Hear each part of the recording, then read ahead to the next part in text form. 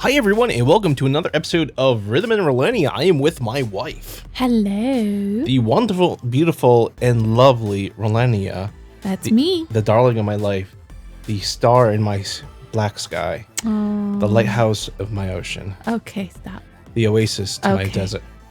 And we're going to be playing something that's not the game that we were just playing earlier, Best of Fellows, but we'll eventually get back to that. We're only limited to, the first chapter anyways. But we're playing Hypoxia, the last breath? Breath. Breath. Did you just say breath? Breath. We're off to a good start. I like it. This is a good start. Oh, sorry, I had to clip. The crap out of me. I didn't expect that to breathe. So we're playing Phasmophobia. We tricked you. Oh, well, even the game acknowledges it. A raccoon sound of despair or Arashus. No, it's raccoons. I know, I'm just kidding. Arashus. A raccoon. We were surrounded by an agony by it. Here, I'm just Let people read. Oh, that's loud. Ooh. But I knew that people outside the dome were fighting a dire enemy. An invisible monster, intangible and silent, which was harassing them every second of their lives. After a century of asphyxiation, they were exhausted. The Z-gas was slowly killing the Z-gas. Okay, great guys.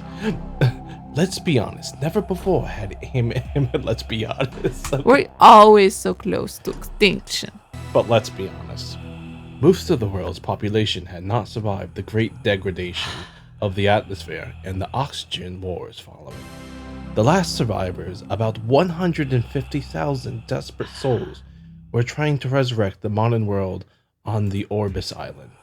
And the only solution to do so was to build a society based on the most valuable resource of our era. Sex. Weed. Nope, oxygen. Sorry, it's a hard guess. Anyone would have gotten that too. As a result, breathing was no longer free. In one way or another, we all had to pay for oxygen. Well, that sucks. I guess I'm dead. Yeah, I guess you will die.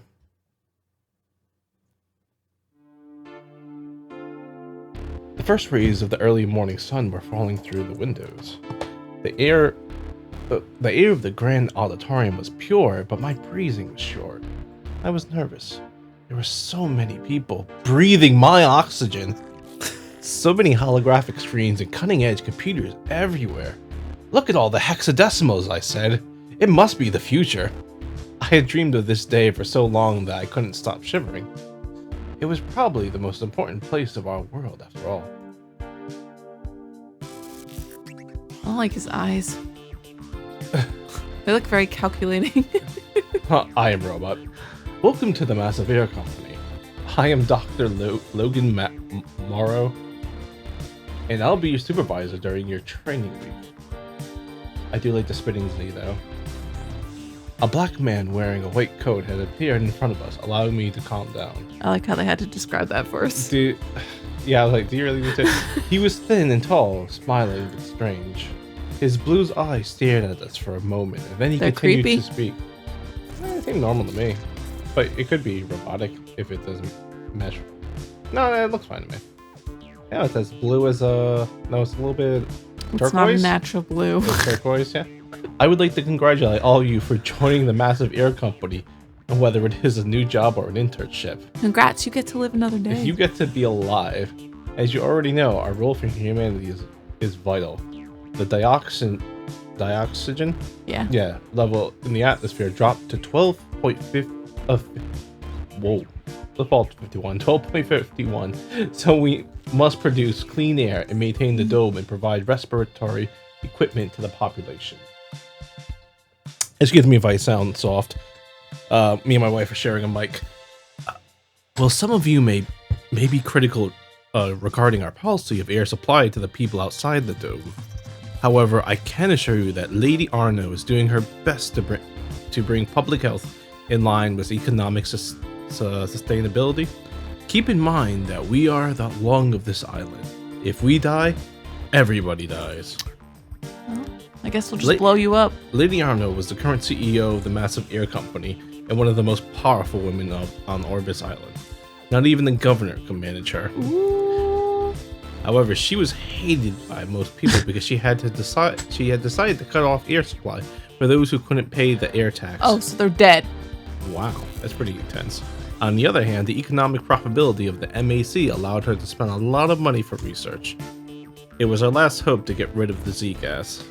That's why I had applied for this internship. That's why I wanted to become a scientist like Dr. Morrow. You should be proud of the work for this company. Now, before we visit the labs, we are going to review our current knowledge on the Z gas. Please, have a seat. Dr. Morrow turned on a large screen while the trainees joined their seats. I ended up in the first row of the circular auditorium, just on the left of the massive air company logo, which had appeared in a bluish halo on the screen. A young woman sat down beside me. She nodded to greet me and smiled awkwardly as she didn't belong here. She was beautiful, even more than that. Her eyes embraced all shades of blue and purple. I don't see any purple in Don't those believe eyeballs. that for a second. There is no purple in There those is eyeballs. not a single purple hue in there. Her lips were painted in an elegant pink pastel. Right there. We'll give you It that. looks more like a black line. Her shirt revealed a Oh my white and gosh. generous cleavage. Generous. Supple. A bun trapped her long blonde hair. Only a few locks could escape That's and not dive. a bun. It's kind of like a bun right No. back there. Maybe there's a bun and then it pops out. No. Only a few locks could escape. Oh, okay. This sounds like a guy describing a woman. It's like the girl just turns to the camera. She's like, none of that describes me, right? Or even better, he's not even describing. Her hair is orange. Actually, we don't even know if it's a guy or girl that's talking. We don't even know if they're describing this person that we're looking She's like at. almost a shade of redhead. Oh, excuse me. Scared my thought. I just shut myself out. And dive in the back of her neck like a golden waterfall. That's not gold. That's orangey. The great degradation of the Earth's atmosphere started 99 years ago when a compound called Zedium appeared in the air. So some Zium. Gas. Yeah, Zed. That's the British pronunciation of Z. Its origin remains unknown, but we are now certain that it didn't exist on our planet before the catastrophe. Dun, dun, dun. Dr. Morrow paused here, thoughtful. We all knew what this meant. Someone or something had brought Zedium on our Earth. A meteorite. Probably meteorite or aliens. Dun. Who? How? Why? I was obsessed with these questions. Maybe it's like in Final Fantasy VII. Surprise! I turned to the young lady, woman, whatever. What? Maybe it's like in Final Fantasy VII.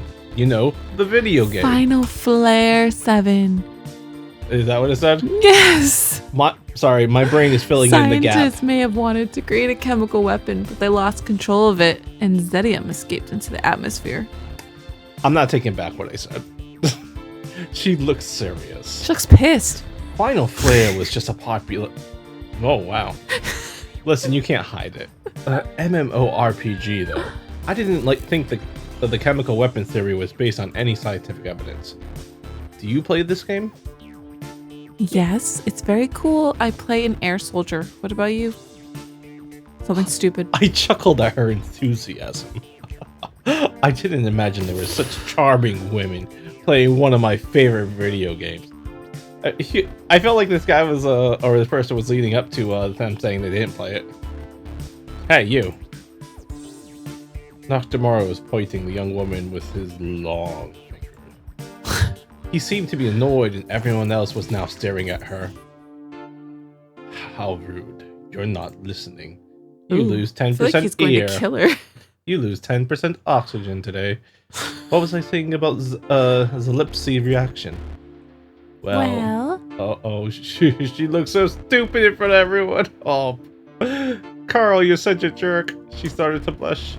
She obviously didn't know what the Zalipsy.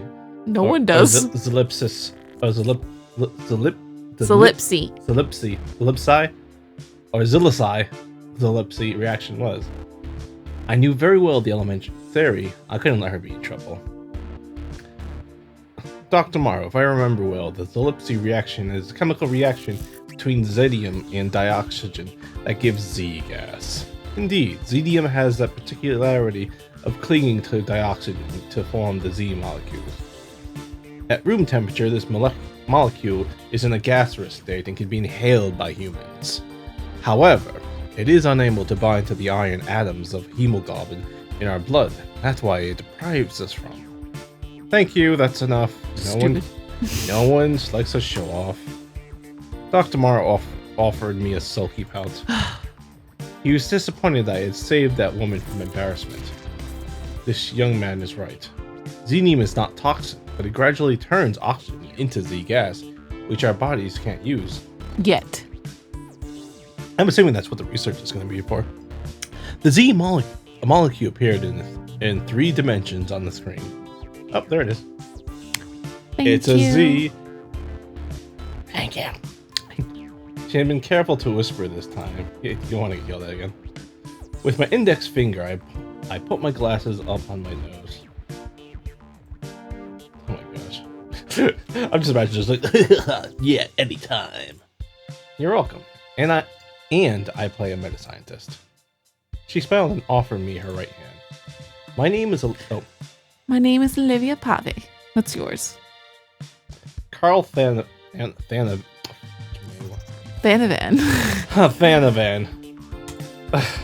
Nice to meet you, Carl.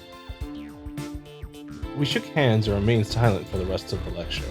However, I would have rather chatted with her instead of listening to things I already knew. We were taught everything about the Great Degradation and Z-gas in the first 2 years at the massive... That's like... It's the best name for school. Alright, so that wasn't my dyslexia kicking in. That really did say massive. Massive air, ego. MAS, nice. I know. I was now in my 6th year and I had to do this internship to obtain my PhD in analytical chemistry. Oh boy. Then I was eager to get a permanent position in the MAC to do research on the Z-gas. It was the greatest threat mankind had ever faced, so the greatest scientific challenge. The greatest scientific challenge of all time. Excuse me. I wanted to find out the truth. For that, I had to become one of the greatest scientists of Orbis. That's how we proved that the Z-gas follows the ideal gas law. It actually has almost all the characteristics of dioxygen. Except for the big Z in the middle of it. Yes, it looks like a Z. Organic chemistry would probably spell that differently. But it is ZDM, excuse me. The equation of state of an ideal gas popped up on the screen with the graph that represented the relation between pressure and volume for the Z gas at different temperatures. And don't forget that the unit for temperature in the thermodynamics is always Kelvin. Now, let's take a break for lunch. Finally, I'm starving. And so we're ending it on today for part 1. We'll jump back on part 2 of Hypoxia, the last breath. We'll see you guys later. Bye.